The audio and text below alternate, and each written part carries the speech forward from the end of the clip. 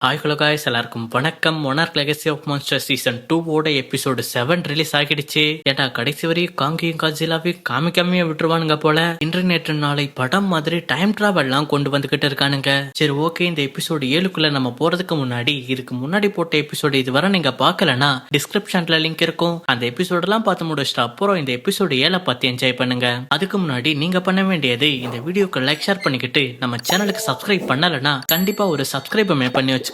And welcome to Film Bundle.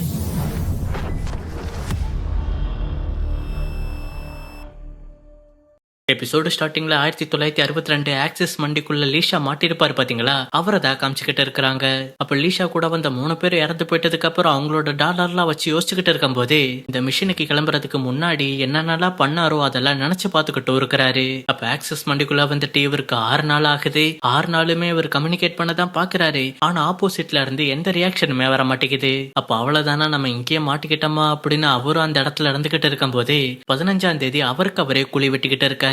Suppose நம்ம இந்த இடத்துல இறந்துட்டா நம்ம இந்த குழியில படுத்துக்கலாம் அப்படின்னு. அதே சமயத்துல அவர் இந்த குழியில செத்து போய் கிடந்தா எப்படி இருப்பாரோ அதையும் நினைச்சு ஃபீல் பண்ணிக்கிட்டு இருக்கிறாரு. அப்ப அப்படியே அவர் அந்த குழிக்கு மேல படுத்துக்கிட்டு இருக்கும் போது அவரோட வாக்கி டாக்கில இருந்து இப்போ ஏதோ ஒரு ரேடியோ ஃப்ரீக்வன்சி வந்துகிட்டு இருக்கு. அப்போ அதை கேட்ட உடனே இப்போ அவரோட ரேடியோ எடுத்து இப்போ மறுபடியும் கம்யூனிகேட் பண்ண பாத்துக்கிட்டு இருக்காரு. பார்த்தா ஆப்போசிட்ல இருந்து குரல் கேட்டுக்கிட்டு இருக்கு.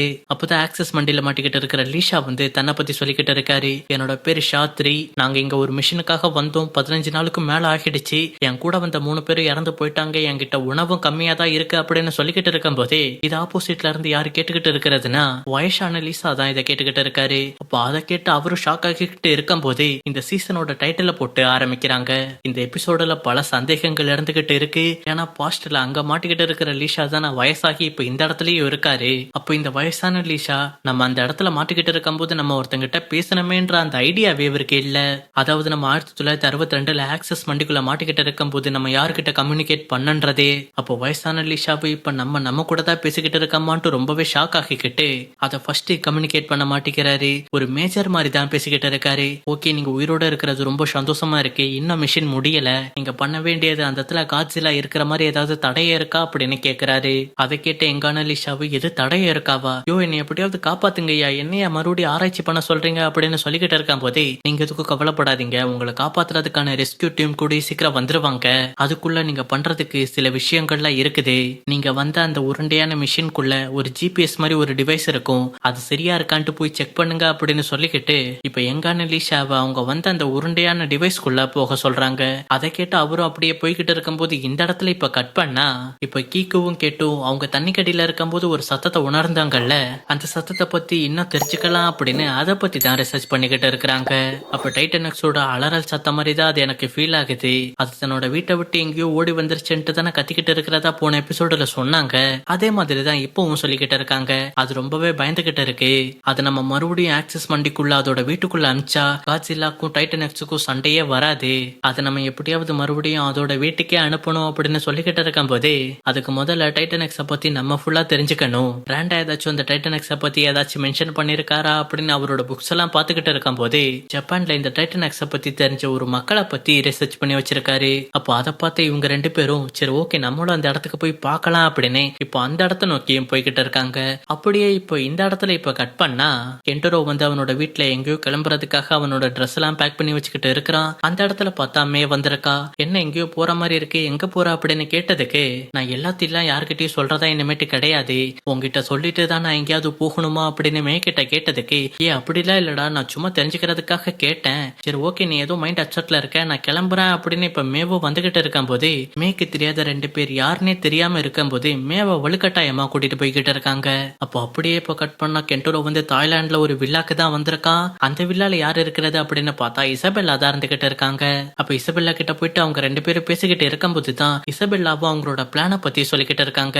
உனக்கு மொனார்க்க பிடிக்காது, எனக்கு ஏபெக்ஸ பிடிக்காது, நம்ம 2 பேத்துக்குமே அவங்க 2 பேரும் வேணாம், நம்ம புதுசா ஒரு அமைதியான உலகத்தை படைக்கலாம், அந்த உலகத்துல எந்த டைட்டனுமே இருக்க கூடாது, நான் சொல்றது உனக்கு இப்போ புரியாது.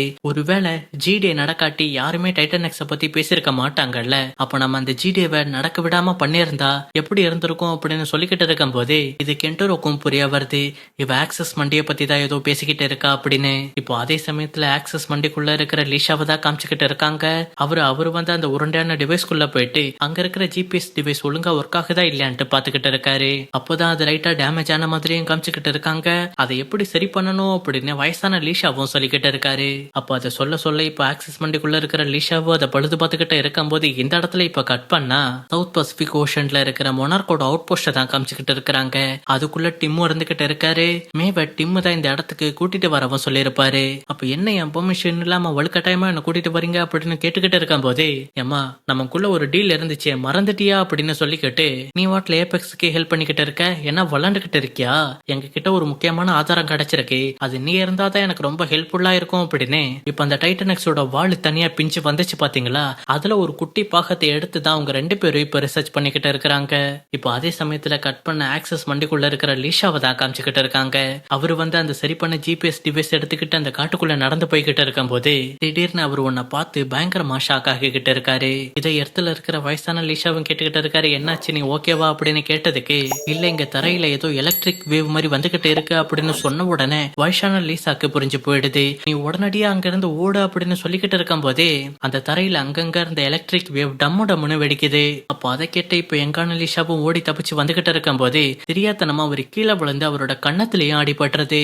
அப்ப நம்ம வயசான லீசாவை பார்த்தோம்னா அவரோட கண்ணத்திலயும் ஒரு சின்ன மார்க் இருக்கும். அப்படின்னா இங்க ஒரு டவுட் வருதுல நமக்கு, பாஸ்ட் ஃபியூச்சர் அஃபெக்ட் பண்ணுதுன்னா இப்ப ஃபியூச்சர்ல இருக்கிற வயசான லீசாக்கு முன்னாடியே இதெல்லாம் நடந்திருக்கு அப்படின்னு தெரியுமா தெரியாதா? அதுதான் இங்க ஒரு பெரிய டவுட்டாவே இருந்துகிட்டு இருக்கு. அந்த டவுட்டோட இப்போ ஆக்சஸ் வண்டிக்குள்ள இருக்கிற லீஷாவை இப்ப நடந்து வந்துகிட்டு இருக்கும் போது அங்க ஒரு டென்ட்டுமே இருக்கிறத பார்த்து பயங்கரமா ஷாக் ஆகுறாரு. என்னது இது, இந்த இடத்துல ஒரு டென்ட் இருக்கே அப்படின்னு இப்ப சொல்லிக்கிட்டு அந்த டென்ட் பக்கத்துல வந்துகிட்டு இருக்கும் போதுதான் கீக்கு கையில வச்சிருந்த அந்த ரேடார் மிஷினும் அங்க இருக்குது. அதை பார்த்த உடனே கீக்கு இங்கதான் இருக்காளா அப்படின்னு நம்ம லீஷாவும் கத்திக்கிட்டு இருக்காரு. இது இடத்துல இருக்கிற வயசான லீஷா நீ அப்படி பண்ணாத, அது ரொம்பவே ஆபத்து அப்படின்னு சொல்லிக்கிட்டு அவர் அந்த இடத்த விட்டு போக வைக்க தான் பாத்துக்கிட்டு இருக்காரு. அப்ப இப்ப கேட்டும் கீக்குவும் பில்ராண்டா எந்த இடத்த மார்க் பண்ணி வச்சாரோ அந்த இடத்துக்கு வந்துட்டு எங்க அவர் சொன்ன இடத்த காணமே அப்படின்னு பாத்துக்கிட்டு இருக்கும் போதுதான் அங்க ஒரு சுடுகாடு மாதிரி இருக்குது. ஒருவேளை இந்த இடமா இருக்குமோன்ட்டு அந்த கதவை உடைச்சிட்டு உள்ள போனா அங்க இருக்கிற சமாதிகள் எல்லாமே ஒரு மாதிரி வினோதமா தான் இருந்துகிட்டு இருக்கு. அப்ப அந்த இடத்துல ஒரு மூடப்பட்ட கிணறு இருக்குது. அந்த கிணறுமே அந்த புத்தகத்துல மார்க் பண்ணி வச்சிருக்காரு. அப்ப இந்த கிணத்துக்குள்ள என்னமோ இருக்கு, இதை எல்லாரும் சாபம் பிடிச்ச கிணறு அப்படின்னு சொல்றாங்க, நான் போய் பாக்குறேன் அப்படின்னு கேட்டு சொல்லிக்கிட்டு இருக்கும் போதே இந்த கிணற பார்த்த உடனே கீக்குக்கு ஒரு மாதிரி பயமாகிடுது. ஏன்னா இதை இவங்க பார்க்கும்போது கஜகஸ்தான்ல ஒரு பள்ளத்துக்குள்ள விழுந்தாங்கல்ல அந்த மாதிரி இருக்கிறத பார்த்து நீ ஓகேவா, நீ ஓகேனா மட்டும் இறங்க அப்படின்னு சொல்லிக்கிட்டு இருக்கும் போதே கயிறை கட்டி இப்போ கேட்டுமே மெல்ல மெல்ல இறங்கிக்கிட்டு இருக்காங்க. பாவம் அவங்க குண்டா இருக்கிறாங்களோ என்னவோ தெரியல, அந்த கயிறு கேட்டோட வெயிட்ட தாங்க முடியாம அருந்து பொத்து கீழே விழுந்துடுறாங்க. அந்த நிமிஷத்துல கீக்குவுமே ஒரு மாதிரி ஜெர்க் ஆக்கிடுறாங்க. ஐயோ என் பேத்திக்கு என்ன ஆச்சோ அப்படின்னு. அப்ப கேட்டு நீ ஓகேவா ஓகேவா அப்படின்னு கேட்டுக்கிட்டு இருக்கும் போதே எனக்கு ஒண்ணும் இல்ல, நான் சேஃப் தான் அப்படின்னு இப்ப கேட்டும் சொல்றா. அதை கேட்டதுக்கு அப்புறம் தான் கீக்குக்கும் ஒரு மாதிரி பெருமூச்சு வருது. அப்ப கேட்டு அந்த கிணத்துக்குள்ள இருந்துகிட்டு இருக்கும் போது அங்க இருக்கிற தண்ணியிலுமே அந்த வித்தியாசமான வைப்ரேஷன் வந்துகிட்டு இருக்கு. அப்போ அந்த இடம் வெறும் கிணறு மட்டும் கிடையாது, அந்த கிணத்துக்குள்ள ஒரு டனல் மாதிரியும் போய்கிட்டு இருக்கு. அப்ப என்ன இந்த பக்கம் ஏதோ வழி போகுது அப்படின்னு கேட்டு அதுக்குள்ள போய்கிட்டு இருக்கும் போதே ஹலோ ஹலோ அப்படின்னு சொல்லிக்கிட்டே தான் நடந்து போய்கிட்டு இருக்காங்க. அப்ப அந்த சத்தம் மேல கேட்டுக்கிட்டு இருக்கிற இப்ப கீக்குவோ அந்த பக்கமா போய்கிட்டு இருக்காங்க. அப்படியே அந்த டனலோட எக்ஸிட் வேற வழியா இருந்து இப்ப 2 பேருமே மீட் பண்ணிக்கிறாங்க. அப்ப உள்ள என்ன இருந்துச்சு, உனக்கு எதுவும் ஆகலையே அப்படின்னு கேட்டுக்கிட்டு இருக்கும் போதுலாம் எனக்கு எதுவும் ஆகல, அந்த வைப்ரேஷன் அந்த கிணத்துக்குள்ள நல்லாவே தெரிஞ்சிச்சு, டைட்டனெக்ஸ் ரொம்பவே பயத்துல இருந்துகிட்டு இருக்கு, நம்ம அதோட வீட்டுக்கு கூடிய சீக்கிரம் அனுப்பணும், இல்லாட்டி பெரிய பிரச்சனை ஆகிரும் அப்படின்னு சொல்லிக்கிட்டு இருக்கா. அப்ப அப்படியே இப்ப ஆக்சஸ் மண்டிக்குள்ள இருக்கிற லீஷாவை தான் காமிச்சுக்கிட்டு இருக்கிறாங்க. அவர் வந்து கீக்கு கீக்குன்னு கத்திக்கிட்டு இருக்கும் போதே வாக்கி டாக்கில வயசான லீஷாவும் சொல்லிக்கிட்டு இருக்காரு, அப்படி கத்தாத, எனக்கு இது பத்தி எனக்கு ஆல்ரெடி தெரியும், இப்ப நான் சொல்றது நீ எப்படி புரிஞ்சுப்பன்னு தெரியல, இது ரொம்பவே காம்ப்ளிகேட் அப்படின்னு சொல்லிக்கிட்டு இருக்கும் போது ஒரு நிமிஷம் உனக்கு என்ன தெரியும் அப்படின்னு சொன்ன அப்படின்னு மறுபடியும் கேட்டுக்கிட்டு இருக்காரு. அப்போ வயசான லீஷாவும் தேவா நீ அந்த இடத்துல இருக்காதன்னு அயன் படத்துல சொல்ற மாதிரி இப்ப எங்கான லீஷாவை அந்த இடத்த விட்டு போக வைக்கதான் பேசிக்கிட்டு இருக்காரு.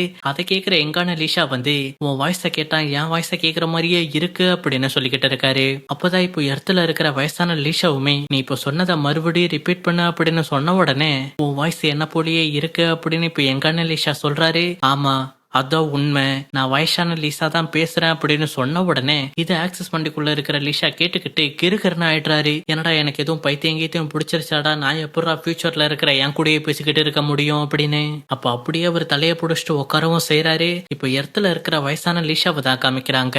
இப்போ சுசுகி வந்து லீஷா கிட்ட, இங்க பாரு, நீ பாஸ்ட மாத்தி ஃபியூச்சரை மாத்திராத, எது பேசினாலும் தெளிவா பேசு அப்படின்னு சொல்லிக்கிட்டு இருக்காரு. அந்த சமயத்துல இப்ப ஆக்சஸ் மண்டியில இருக்கிற லீஷா வந்து இப்ப கீக்குவும் தூரத்துல பாத்துடுறாரு. அப்ப கீக்குவை பார்த்த உடனே கீக்கு இங்கதான் இருக்கா அப்படின்னு அவரும் ரிப்போர்ட் பண்றாரு. அப்பதான் இப்ப வயசான லீஷாவும் சொல்லிக்கிட்டு இருக்காரு, அவளை நீ எக்காரணத்தை கொண்டு போய் பேசிடாத, ஏன்னா அப்படி பேசினா ஃபியூச்சர் மாறிடும். அவ இப்ப ரொம்ப நல்லா இருக்கா, அவளுக்கு 2 குழந்தைங்க இருக்குது, அதாவது கீக்குவோட பையனுக்கு 2 குழந்தைங்க இருக்குது, அவங்களோட ஃபியூச்சர் மேபி சேஞ்ச் ஆகலாம் நீ இப்ப போய் பேசுறதுனால. சோ என் பேச்ச கேட்டுக்கிட்டு இப்ப அவ கூட பேசாத, அதுக்கான நேரம் கரெக்டா வரும், அப்போ நான் சொல்றேன், அப்போ போய் அவளை நீ காப்பாத்தலாம் அப்படின்னு. இப்ப வயசான லீசா சொல்றதை கேட்டுக்கிட்டு எங்கான லீஷாவும் நடந்து போய்கிட்டு இருக்காரு. அப்போ போய்கிட்டு இருக்கும்போது சீசன் 1ல ஒரு டிராகன் மாதிரி வந்துச்சு பாத்தீங்களா, சலையை துப்பிக்கிட்டே போகுமே, அந்த டிராகன் இப்போ லீஷாவை துரத்திக்கிட்டு வந்துகிட்டு இருக்கு. லீஷாவை இப்போ ஓடி போய்கிட்டு இருக்காரு. இப்போ லீஷாக்கு முன்னாடி ஒரு ராட்சச வண்டுமே இருக்குது. அந்த டிராகன் அந்த பெரிய வண்டை பார்த்ததுமே இப்போ அதை இறையா வச்சுக்கிட்டு அந்த வண்டை தூக்கிட்டு அந்த டிராகனுமே போயிடுது. அந்த சமயத்துல ஒரு பெரிய மலையும் பாக்குறாரு. என் முன்னாடி இங்க ஒரு ப்ளூ கலர்ல பெரிய மலை இருக்கு அப்படின்னு சொன்னதுமே அதுக்குள்ளதான் அந்த டைட்டனெக்ஸ் இருக்கு அப்படின்னு தெரிஞ்சுக்கிறாரு. ஏன்னா இதை உடைச்சிட்டு தானே டைட்டனெக்ஸ் வெளியே வந்துச்சு. ஆக்சஸ் வண்டிக்குள்ள இருக்கிற ஜிபிஎஸ் எப்படியாவது டைட்டனெக்ஸ் குள்ள வச்சிரு அப்படின்னு சொல்லிக்கிட்டு இப்ப அந்த மலையை லைட்டா உடைச்சு டைட்டனெக்ஸ் தெரிஞ்ச உடனே அந்த ஜிபிஎஸ் இப்போ டைட்டனெக்ஸ் குள்ள சொருவுறாரு. அப்ப இப்படி டைட்டனெக்ஸ் குள்ள என்னோட ஜிபிஎஸ் மிஷினை வச்சுட்டேன் அப்படின்னு சொன்ன உடனே இது மேல இருக்கிற சுசுக்கியும் அவரோட டிவைஸ்ல பாத்துக்கிட்டு இருக்காரு, டிவைஸ் காட்டுதா இல்லையா அப்படின்னு. அப்ப பார்த்தா அந்த டிவைஸ் இப்ப காமிச்சுக்கிட்டு இருக்கு. ஓகே, நமக்கு தெரிஞ்சிருச்சு, இனிமேட்டு நம்ம நல்லா ட்ராக் பண்ணலாம் அப்படின்னு.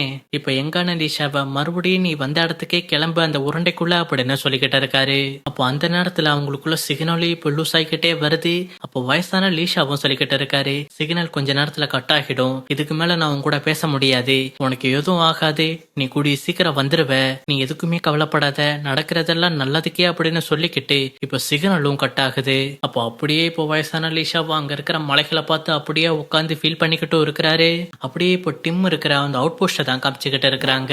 ஆக்சஸ் வண்டிக்குள்ள டைட்டனெக்ஸ் குள்ள வச்சிருந்த ஜிபிஎஸ் இவங்களுக்கும் சிக்னல் அனுப்பியிருக்கு. அப்ப என்னடா இது 1962ல அனுப்பின அந்த ஜிபிஎஸ் இப்போ ஒர்க் ஆக்கிக்கிட்டு இருக்கு அப்படின்னு அவங்களுக்குமே ஒன்னும் புரியாம இருந்துகிட்டு இருக்கிறாங்க.